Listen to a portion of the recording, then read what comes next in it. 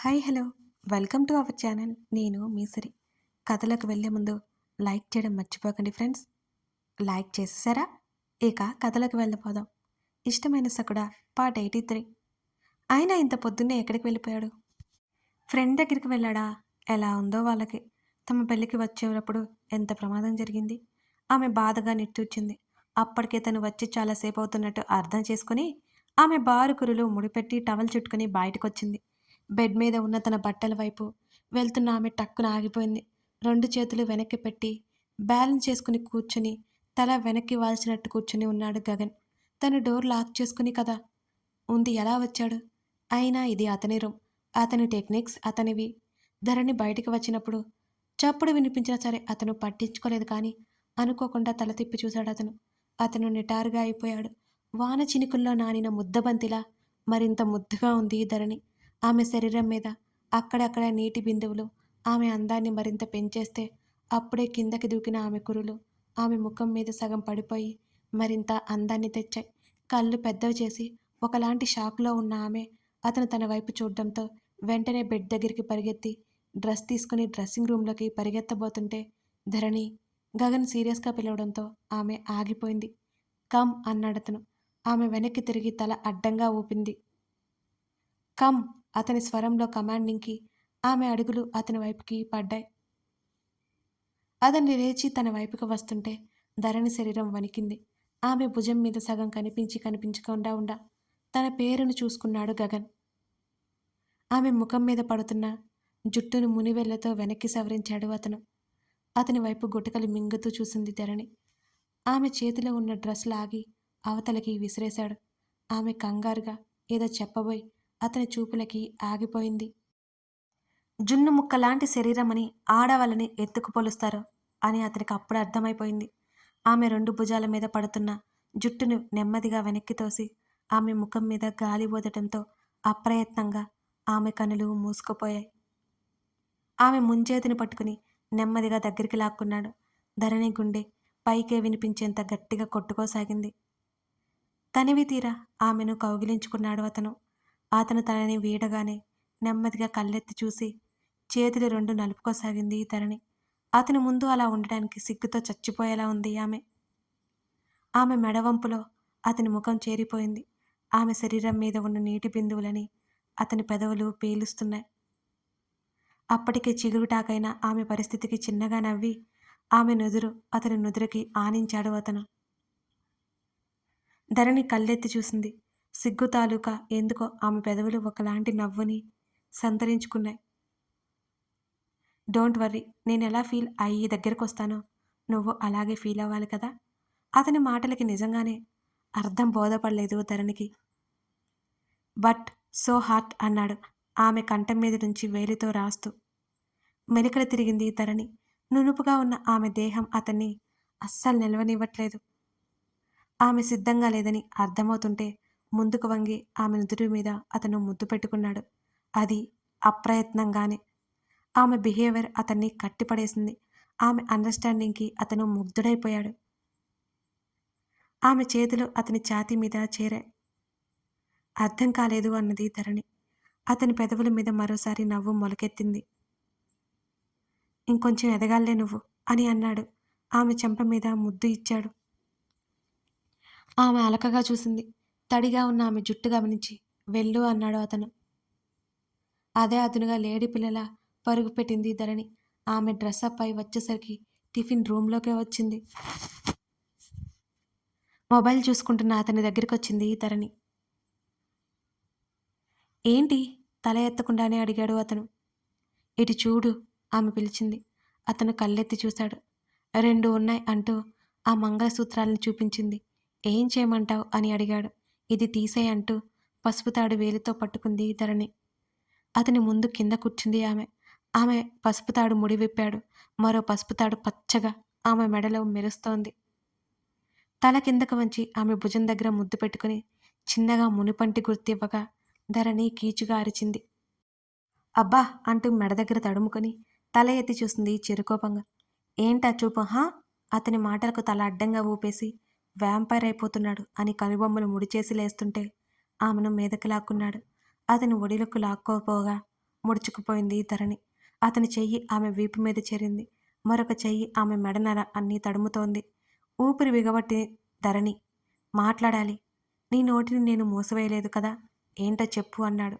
అది అంటూ అతని మునివేళ్ళు ఆమె హృదయానికి సమీపిస్తుంటే అతని చేతిని టక్కున పట్టేసుకుంది తన 2 చేతులతో. కళ్ళెత్తి చూశాడతను.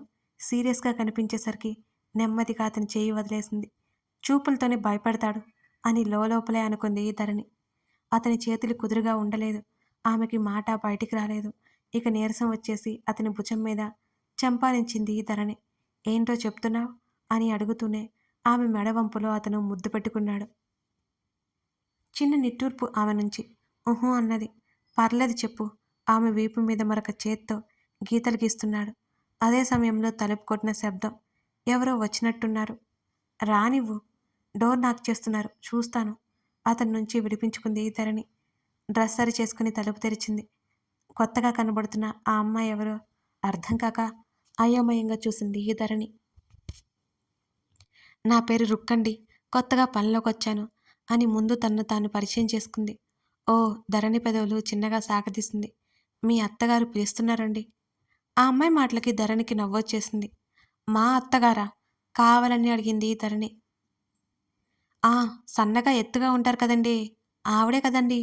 మీ అత్తగారంటే నేను కూడా నమ్మలేదండి. చూత్తంటే 30 ఏళ్ల అమ్మాయిలా ఉన్నారండి అని గడ్డం కింద వేళ్ళు పెట్టుకుని ఆశ్చర్యంగా చెప్పింది రుక్కు. ఈసారి ధరణి పైకే నవ్వేసింది. ఆ! వస్తున్నానని చెప్పు అన్నది. ఆ అమ్మాయి పరుగున వెళ్ళబోయి కూడా మళ్ళీ ఆగిపోయి వెనక్కి వచ్చింది.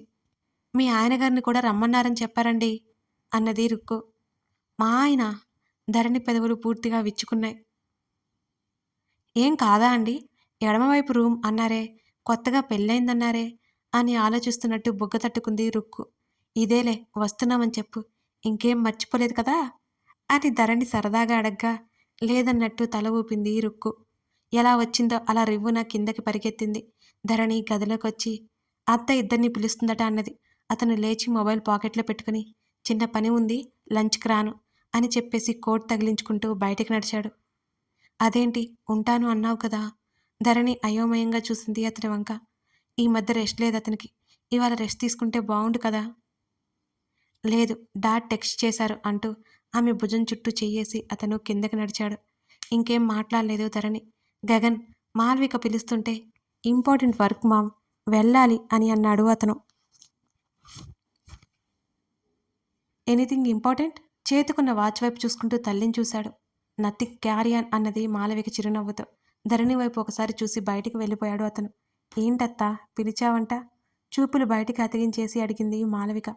పంపేసిరావే మీ ఆయన్ని, మాలవిక నవ్వుతూ అంటుంటే అత్త నువ్వు కూడా ఏంటి అని చిరుకోపంగా చెప్పి అత్త పక్కన కూర్చుంది మాలవిక. గదిలో నుంచి బయటకొచ్చింది రేవతి. పార్వతమ్మ కూడా అక్కడే ఉంది. ఇంతకి పిలిచావు ఏంటో చెప్పలేదు నువ్వు అంటూ మాలవిక వైపు చూసింది ధరణి. మీ అమ్మ వాళ్ళు వెళ్ళిపోతున్నారట ఇవాళ అని మాలవిక మాటలకి అవునా అన్నట్టు తల్లి వైపు చూసింది. అదేంటమ్మా అప్పుడేనా? ఇప్పటికే చాలా రోజులైపోయింది కదా. మీ డాడీకి కష్టమవుతుంది. నేను ఉండాలనుకున్న ఆయన ఫుడ్ సరిగ్గా తీసుకోరు, అన్నీ నెగ్లెక్ట్ చేస్తుంటారు అన్నది రేవతి కూతురు పక్కనే కూర్చొని చేతినందుకుంటూ. ధరణికి ఏమాత్రం నచ్చలేదు. కాస్త దిగులేసింది. అన్నీ సెట్ అయ్యాక నువ్వు గగన్ వచ్చేయండి అన్నది రేవతి. ఊ ధరణి తల ఊపింది. అయితే మాతో వచ్చేస్తావా? రేవతి అడిగింది. తల్లి వైపు అలకగా చూసింది. అంది వెంటనే. వస్తావా అంటే రావు, మమ్మల్ని వెళ్ళనివ్వవు, ఏం చేయాలి? రేవతి నవ్వుతూ అడిగింది. ఆమె ఆమెకి ధరణి గురించి బెంగ చాలా మటుకు పోయింది. తన కూతురు దేన్నైనా ఎదుర్కోగలదు అనే ధైర్యం వచ్చింది రేవతికి. విషయం చెప్పు మాల, కూతురికి చెప్పింది పార్వతమ్మ నెమ్మదిగా. మాలవిక ఏదో చెప్పబోయేంతలో ధరణి అడిగింది. వర్ష బయటికి రాలేదు. ఏంటత్తా ఎలా ఉంది అన్నది. రెస్ట్ తీసుకుంటోంది. లోపల ఉంది ధరణి, మాలవిక బదులిచ్చింది. ధరణి మాలవిక వైపు తల తిప్పి చూసింది. అక్కడ వాళ్ళు ముగ్గురు తప్ప ఎవరూ లేరు. ధరణి ఇబ్బందిగా ఫీల్ అవుతుంది అనే టెన్షన్ లేదు మాలవిక్కి. చెప్పత్తా అని అడిగింది ధరణి. రేపటికి ముహూర్తం బాగుందట. ముహూర్తమా? దేనికి? అయోమయంగా చూసింది ధరణి. రేవతి చెప్పమన్నట్టు చూసింది మాలవిక. రేవతి నువ్వే చెప్పన్నట్టు మాలవికని చూసింది. నాంచుతున్న వాళ్ళిద్దరిని చూసి పార్వతమ్మకి విసుగు వచ్చింది. ఇదిగో పిల్ల, జరిగిందేదో జరిగిపోయింది. రేపు రాత్రి మీ మొదటి రాత్రి. మంచి ముహూర్తం ఉంది. అప్పటి వరకు కాస్త దూరంగా ఉండు. పార్వతమ్మ మాటలకి మొదట అయోమయంగా చూసినా ఆ తర్వాత విషయం అర్థమై తలూపింది తప్ప ఏం మాట్లాడలేదు ధరణి. ముహూర్తం అంట ముహూర్తం. ఆల్రెడీ ఆ రాత్రి కాదు పగలు ఎప్పుడో అయిపోయింది. అంటే వీళ్ళ రియాక్షన్ ఏంటో అని గోళ్ళు గొరుక్కుంటూ కళ్ళు దించుకుంది ధరణి. ఏంటే పిల్ల, అర్థమవుతుందా? పార్వతమ్మ మాటలకు తల ఎత్తి చూసింది ధరణి. అర్థమవుతుంది అన్నట్టు తల ఊపింది. కన్నా స్నేహితుల గురించి ఇంకా కంగారుగా ఉన్నట్టున్నాడు. నువ్వే చెప్పుకోవాలి. పార్వతమ్మ చెప్తుంటే ధరణి అలాగే చూస్తుంది. ఈవిడికి తను నచ్చకపోయినా గగన్ అంటే బాగానే ఇష్టం. చిన్నప్పటి నుంచి చూస్తూనే ఉంది కదా తను. ఏంటే తలకాయ తిప్పుతావు? ఏం మాట్లాడవు? పార్వతమ్మ ధరణిని చూసి విసుక్కుంది. ఆ, అలాగే అన్నది ఉలిక్కిపాటుగా ధరణి. అప్పటికే ఎక్కువసేపు కూర్చొని మోకాలు నొప్పులు వస్తుంటే గదిలోకి వెళ్ళిపోయింది పార్వతమ్మ. కోడల్ని చూసి నవ్వింది మాలవిక. ఇంకా సర్దేది ఉంది ధరణి, పద అన్నది రేవతి. తల్లి ఏదో మాట్లాడాలనుకుంటుందని అర్థమైంది ధరణికి. సరేనంటూ తల్లితో పాటు ఆమె గదిలోకి వచ్చింది. అక్కడే కూర్చుండిపోయిన మాలవిక ఆలోచిస్తోంది. సిద్ధాంత్ గారి మాటలు గుర్తొచ్చాయి. ఎలాగైనా పెళ్లి జరుగుతుందని చెప్పారు. ఇలానా? ఇప్పటికీ వార్తల్లో తమ ఇంటి సంఘటన నిలిచిపోయింది. అసలు ఎందుకు ఇలా జరుగుతోంది? ఎవరైనా కావాలని చేస్తున్నారా, లేక యాదృచ్ఛికమా? ఏమనుకోవచ్చు. రెండు చేతులు గడ్డం కింద పెట్టుకుని దీర్ఘాలోచనలో ఉంది మాలవిక. వర్ష గదిలో నుంచి బయటికి రావడం మాలవిక చూసింది. వర్ష? మాలవిక పిలుపుతో ఆమె వైపుకు నడిచింది వర్ష. వర్షాలో ఉన్న హుషారు మొత్తం పోయింది. ఏదో కోల్పోయినట్టుగా ఉండటం చూసి మాలవిక్కి అదంతా అర్థమవుతూనే ఉంది. అందరిలా వస్తే చెప్పిన అబద్ధాన్ని ఆమె నమ్మలేదు. ఇలారా? కోడలి చేతిని పట్టుకుని పక్కన కూర్చోబెట్టుకుంది మాలవిక. ఎక్కడికి బయలుదేరావు? రూమ్లో వాటర్ అయిపోయా అత్త, వాటర్ కోసం వచ్చాను అన్నది వర్ష. వెంటనే రుక్కుని కేకవేసి నీళ్లు తెప్పించి జ్యూస్ తీసుకురమ్మని చెప్పింది మాలవిక. వెళ్ళిన రుక్కు 2 నిమిషాలకే మళ్ళీ వచ్చింది. ఏం జ్యూస్ తీసుకురమ్మంటారండి అని అడిగింది వినయంగా. ఏదో ఒకటి తీసుకురా అంది మాలవిక. రుక్కు బుర్రగొక్కుంది. హుష్, బనానా జ్యూస్ తీసుకురా అన్నది మాలవిక. అంటే అట్టిపండే కదండి. రుక్కు మాటలకి అప్రయత్నంగా వర్ష పెదవుల మీద నవ్వొచ్చింది. అవును, మాలవిక చెప్పగానే తుర్రుమని వెళ్ళిపోయింది రుక్కు. ఎవరత్త ఈ అమ్మాయి, భలే హుషారుగా ఉంది అని వర్ష అడిగింది. ఇంతకుముందు తోటమారి ఉండేవాడు కదా, నీకు గుర్తుందా లేదో? ఆయన మనవరాలు. మెయిడ్స్కి హెల్పర్గా పెట్టుకోమని అడుగుతుంటే సరే అన్నాను. నిన్ననే వచ్చింది అన్నది మాలవిక. చెప్పు, ఎందుకంత డల్గా అయిపోయావు అని మాలవిక మళ్ళీ అడిగింది. ఏం లేదత్తా, అందరిలా నేను నమ్మలేను అన్నది ఆమె. వర్ష కొన్ని క్షణాల పాటు సైలెంట్గా ఉంది. అత్తా? ఏంటి చెప్పు, పర్లేదు నెమ్మదిగా తలదించుకుంది వర్ష. లవ్ ప్రాబ్లమా? మాలవిక అడిగింది. ఆశ్చర్యంగా చూసింది వర్ష. అత్తా, అదే. ప్రస్తుతం జాబ్ చేస్తున్నావు, ఇంట్లో చెప్తావు, ఒప్పిస్తావు, ఇంకెందుకు కంగారు? అమ్మ గురించి నువ్వు టెన్షన్ పడకు. ముందు కెరీర్ మీద ఫోకస్ చేయి. అప్పుడు కూడా నీ లవ్ నీకు కావాలి అనిపిస్తే ఇంట్లో చెప్పాయి. మాలవిక చాలా ఫ్రీగా మాట్లాడుతుంటే వర్షకు నచ్చింది. ఏదో కొత్త ధైర్యం వచ్చినట్టు అనిపించింది వర్షకి. థ్యాంక్ యూ సో మచ్ అత్తా అని మాలవికని కౌగిలించుకుంది వర్ష. మాలవిక చిన్నగా నవ్వింది. పెళ్లి కోసం తెచ్చిన సామానంతా సర్దుతున్నారు ధరణి, రేవతి. అన్నీ సర్దుకున్నాక గగన్ నువ్వు మన ఇంటికి వచ్చేయండి, 4 రోజులు ఉండి వద్దురు అన్నది మాలవిక. అన్నది రేవతి. చెప్తాను అన్నది ధరణి. అత్త కోపంలో ఏదైనా అంటే పట్టించుకోవద్దు. అత్త ఆలోచించి మాట్లాడుతుంది. ఒకవేళ నీకు నచ్చకపోతే అర్థమయ్యేలా చెప్పు. అన్నది ధరణి. అదే సమయంలో గదిలోకి వచ్చాడు ప్రతాప్. కూతురి పక్కన కూర్చొని కూతురి భుజం చుట్టూ చెయ్యి వేశాడు ఆయన. ఏంట్రా సంగతులు? తండ్రి మాటలకి ధరణి నవ్వింది. మిస్ అవుతాను మిమ్మల్ని. తండ్రి భుజానికి తలానించింది. ఎందుకు మిస్ అవ్వడం? రోజు కాల్స్ చేసుకుందాం. చూడాలనిపించినప్పుడు నువ్వు వచ్చేయి, మాకు చూడాలనిపిస్తే మేము వచ్చేస్తాం అని అన్నాడు ప్రతాప్. సరే అన్నది ధరణి. చిన్న ఇబ్బంది కలిగినా నేనున్నానని మర్చిపోవద్దు. తండ్రి భరోసా ఇస్తుంటే చిరునవ్వు నవ్వింది. నా అల్లుడు ఏమీ ఇబ్బంది పెట్టడు అన్నది రేవతి. ఎప్పుడు ఎలా ఉంటుందో ఎవరికి తెలియదు. మనం ఉన్నామని చెప్తేనే కదా ఎవరితో చెప్పుకోలేనివి మన దాకా చెప్పేది అని కూతురి తల నిమిరాడు ప్రతాప్. ధరణికి బాగా ఏడుపొస్తుంది. 22 ఏళ్లుగా పెరిగిన ఇల్లు ఊరు వదిలేసి వచ్చింది తను. ఇప్పుడు ఇదే తన ఇల్లు, ఇదే తన ప్రపంచం. కన్నీళ్లు తల్లిదండ్రులు చూడకుండా ధరణి తుడుచుకుంది. వాళ్ళిద్దరితోనే మాట్లాడుతూ చాలా టైం గడిపేసింది ధరణి. అమృత చాలా వరకు సెట్ అయిపోయింది. చూస్తోంది. ఏదో చెప్పాలని ప్రయత్నం చేస్తోంది. వెంటనే అన్‌కాన్షియస్ అయిపోతోంది అమృత. ఆమె కోసం రాత్రి పవళ్ళు సమయాన్ని కరిగించేస్తున్నాడు కమల్. ఆఫీసు నుంచి ఇంటికి వస్తున్న గగన్‌కి ధరణి నుంచి కాల్ వచ్చింది. చెప్పు, ఎక్కడ ఉన్నావు? కార్‌లో. ఎంత టైం పడుతుంది రావడానికి? 1 అవర్. ఏం? అమ్మ వాళ్ళు వెళ్ళిపోతున్నారు.